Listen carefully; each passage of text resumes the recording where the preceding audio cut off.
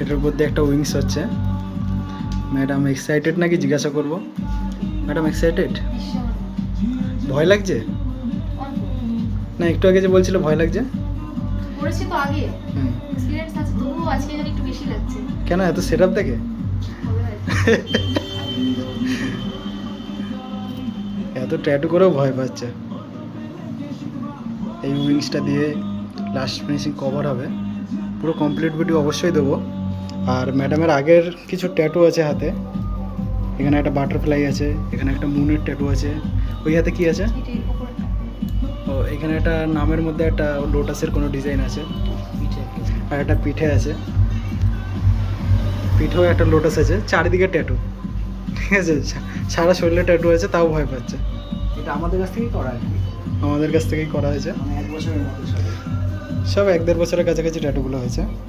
এখনও মোটামুটি ফিনিশিং আছে।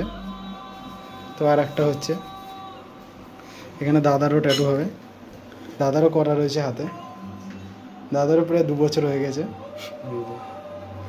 আর একটা বুকে কি মাম্মি পাপা হবে? Mom dad. দাদারটাও এখন স্টেন্সিল হবে।